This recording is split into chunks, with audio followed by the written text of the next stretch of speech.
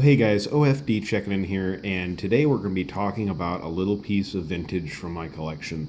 So this is a watch that I've had for a little while, and it's not a watch that gets worn very much, mainly due to the size of it. As you guys can see, I've got a penny sitting next to it, just to give you an idea of the size. But this is a man's watch. This is a man's watch from. I can't tell exactly with the dates. This company is really kind of hard to find information on or keep track of, and that's the Harman watch company. But I'm pretty sure by the case style here that they're using that this watch is from the early to the mid 1940s. So what we have here is a Harman.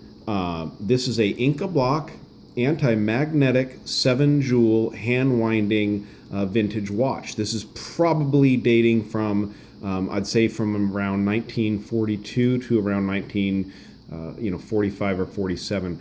The Harman Watch Company is, like I said, it's kind of difficult to find any information on them as they weren't around a whole long time. But the company was created by a gentleman by the name of Harry Friedman out of New York City in 1933.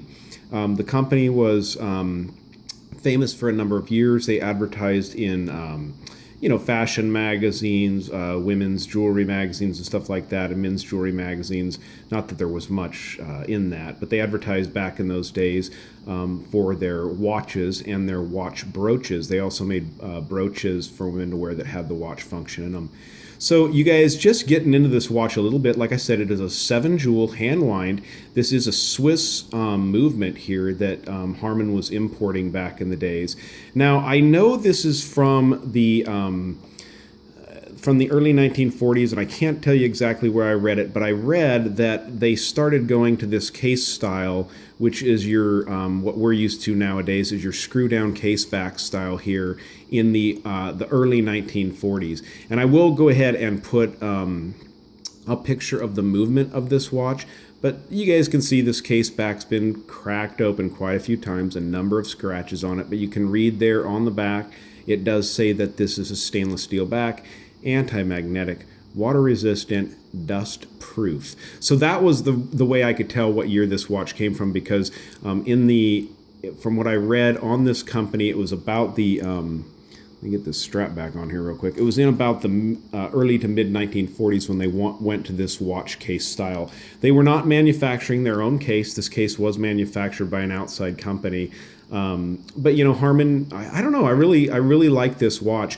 Now, guys, I wanted to show you this another reason, just because if you're into watch collecting and let's say you're just having a tough time and stuff like that, or you don't really have a whole lot of money to spend, this little piece right here, guys, from the 1940s, I picked this up off of eBay from a seller here in the United States. I can't remember exactly his username. It went by something about garage sale hunter or something like that. So most likely this watch was found at a garage sale somewhere back east. That's where it came from.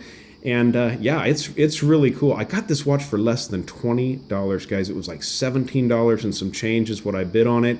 Ended up winning the bid and got it shipped out to me for less than $20. So I am probably eventually going to take this watch in and get it serviced. I did get a quote from somebody locally here, around $200 and something. So I'm probably going to do a little bit of hunting around as far as getting this serviced at a little bit more reasonable of a price as far as just cleaning it up. It's actually running really good. Like I said, it's a hand wind, and you definitely want to keep it wound up. It starts getting slow, towards the end of the day. So what I do is when I wear it for about half the day, and then halfway through the day, I go ahead and give a few cranks there on the crown and wind her up. But it's a 30 millimeter watch from side to side, so really small compared to what I'm used to wearing. But this is what guys wore back in the 1940s and the early 1950s. People were not into really big wristwatches, and honestly, when I wear this watch around at 30 millimeters, when I first look in the mirror or something, I'm like, oh my gosh, it's tiny. But in reality, after wearing it for a while, it's very easy to read, very legible, and fun little watch to have. So definitely, keep your eyes out on eBay, and you guys can find yourself some really cool vintage watches. So just getting into the dial here just a real quick in a little bit, you guys can see the Harman logo there at the top and the Inca block design, 7 jewels and the anti-magnetic. What I really like is you guys can see on the outer track there, you have your 60-minute track on the very outside there, just outside. Kind of tough to see, but really neat nonetheless. Just kind of gives it that more militaristic look. As you guys can see, there's quite a bit of patina on the hands.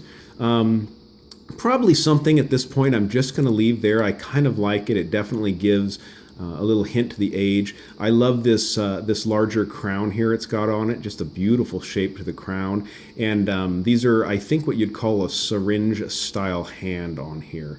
So, yeah, pretty cool, guys. If you guys are interested, check out eBay, look around. I need to get some of the polycloth to clean up the acrylic crystal on this thing, but it has this really cool domed acrylic crystal. Look at that.